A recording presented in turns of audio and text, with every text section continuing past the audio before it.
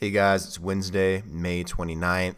So for today's episode, Michael Nye joins me as a guest to discuss crypto and AR and VR and crypto education. He's the host of the Evolvement Podcast, which is growing very fast, and it went really well. So hope you guys enjoy. This is the BlockHash Podcast.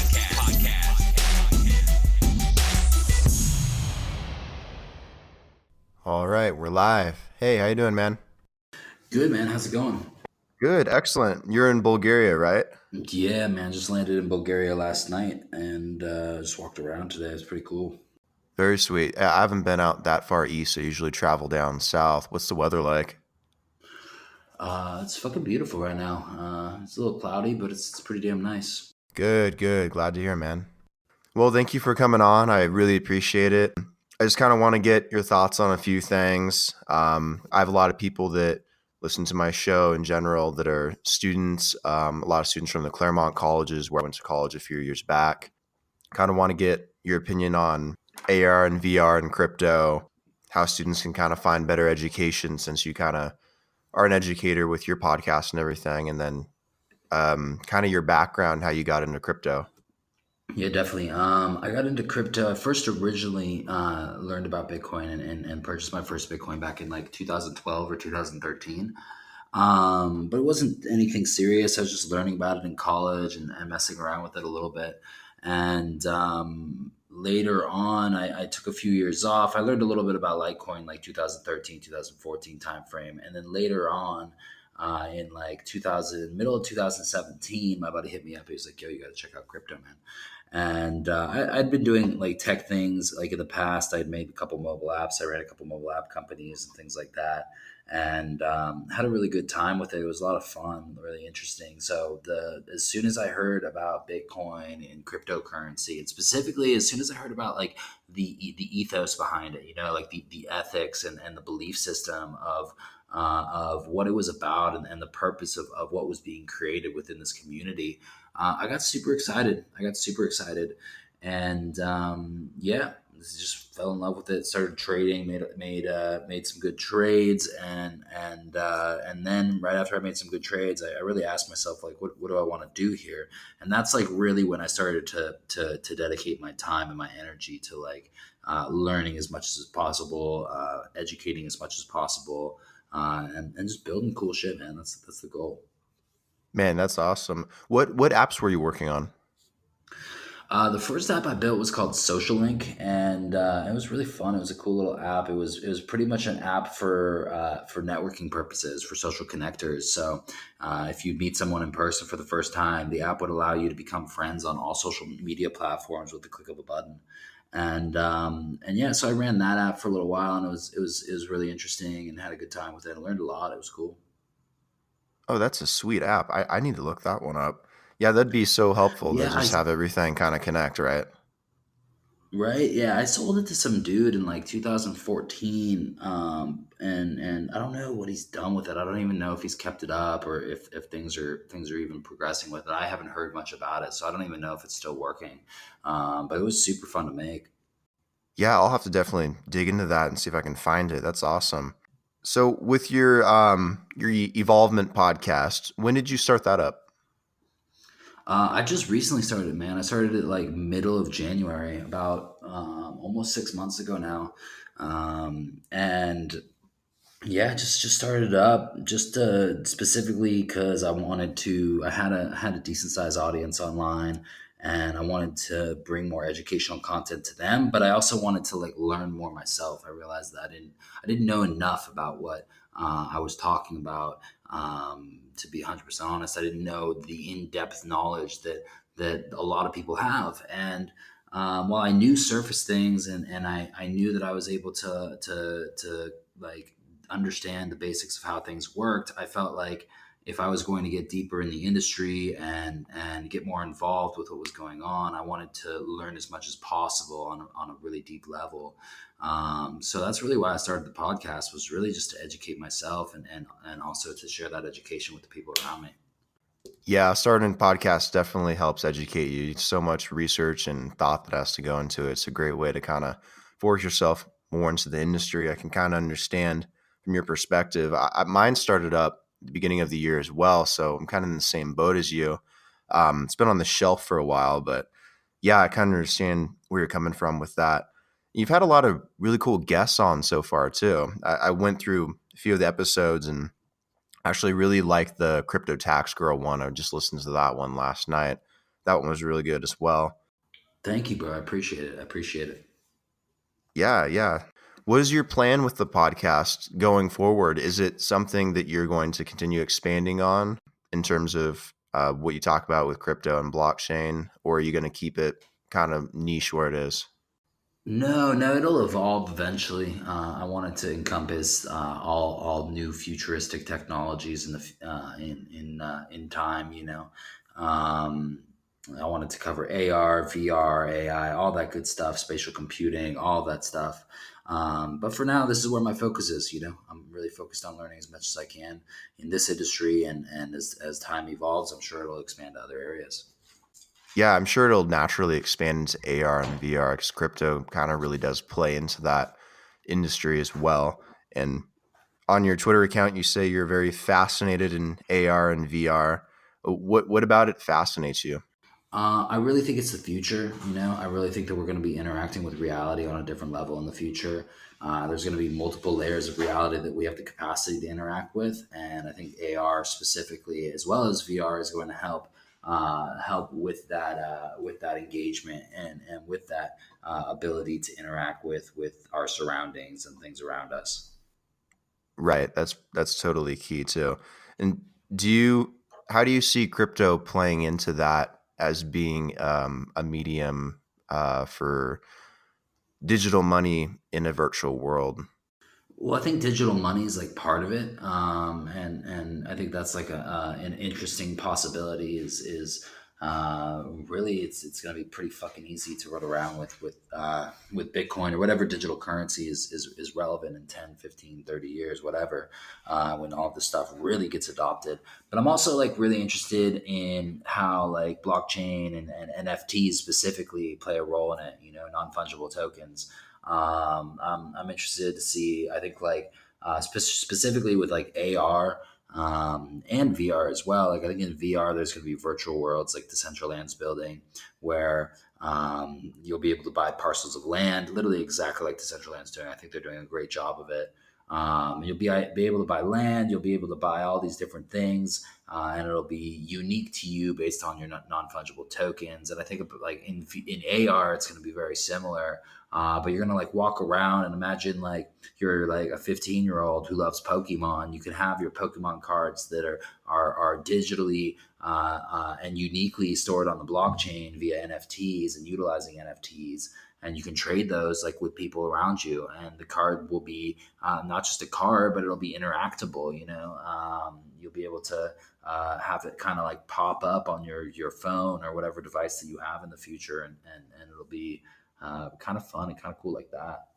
Yeah, I spent a lot of time browsing through those Ethereum dApps, and there's quite a lot of them. And there's a few of them that look like they'll have a lot of impact on the VR industry as well, like Decentraland, for example, even though they haven't like fully launched yet, or like CryptoVoxels, where I spent a lot of time. Have you heard of that one yet? No, not yet. Yeah, CryptoVoxels is pretty cool because it's already launched, and you can walk around and interact and build on the blockchain. And you can even put your NFTs in there as well. It's a lot like what Decentraland is trying to do, but they're more. It's kind of like a Minecraft sort of vibe when you're in it. But yeah, I highly recommend you check that one out if you like VR. Damn. All right, cool. I'll check it out for sure.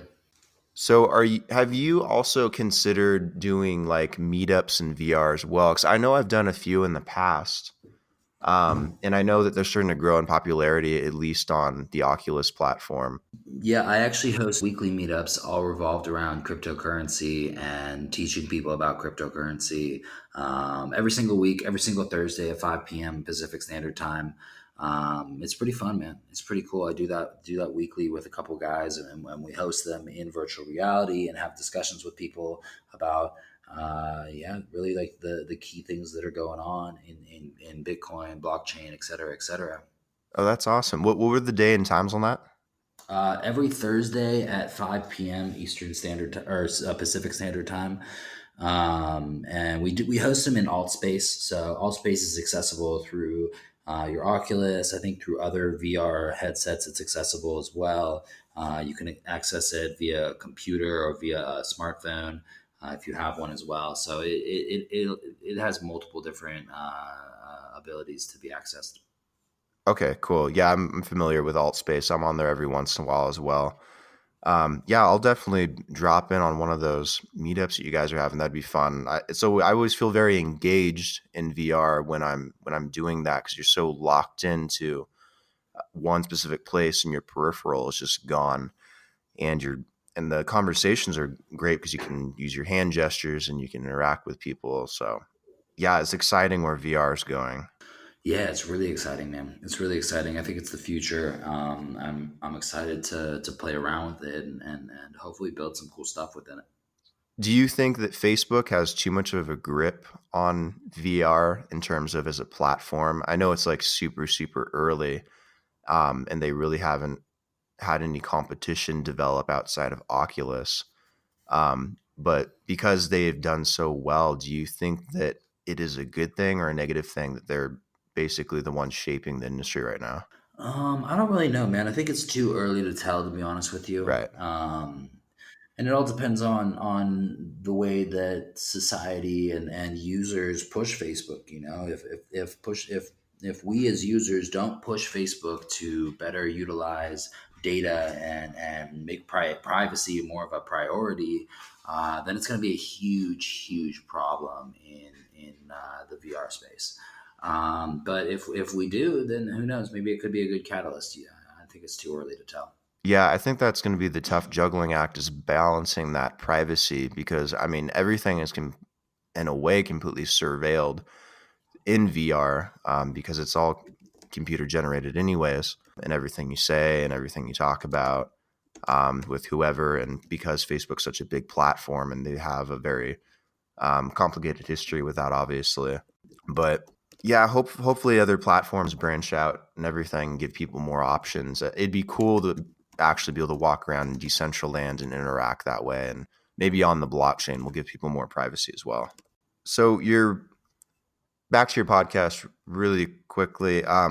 It's it's really good, and it's been a really good first step, in my opinion, for people that aren't as educated to learn about crypto. I've had my friends listen to it as well, and I listen to it a little bit now in my spare time. But it's in terms of education, it's really good. How do you think that the blockchain industry can improve on putting out education for people that are looking to get more involved with it? It's a good question, man. I mean, education is literally like the most important thing, in my opinion. Like literally the most important thing that we can do right now. Um, the more we can educate people, the easier that they can, and the more comfortable that they can feel when they enter into like the industry, whether it's from a tech side, whether it's from just an understanding side, whether it's from usage, whether it's from investing, whatever it is. I think education is the most important part.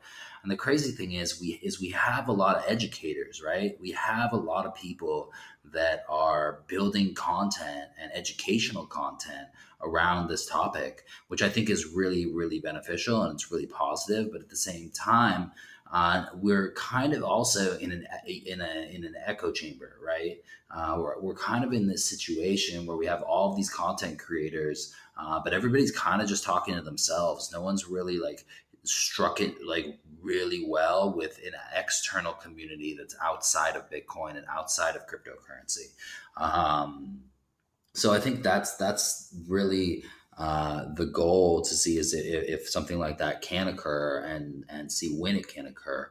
But yeah, I think that as the educational content is always a positive thing. I think that's what we need more of in the future and now. Yeah, the educational content is definitely an important bridge to get people that don't understand anything about blockchain or crypto, the ordinary average person, into crypto, and to actually get the industry more mainstream and used on a more daily basis.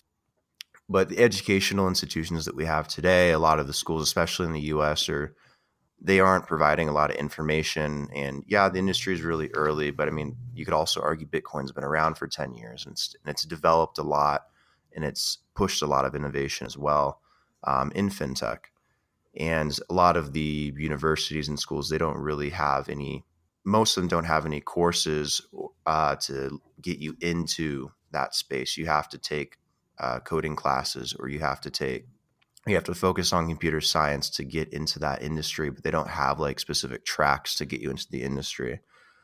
Do you think it's something that universities will be able to effectively tackle to provide that type of education, or is it something do you think will be more niche like and will be like offered in terms of like a nano degree online through like an online course?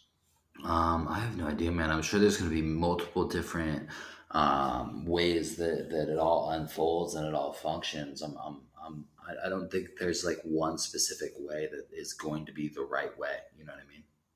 Right. No, I feel you on that. It's really early to kind of have any idea exactly how it's going to unfold. But yeah, education is definitely important in terms of, or breaking it down for people, making it more simple and understandable for the average person.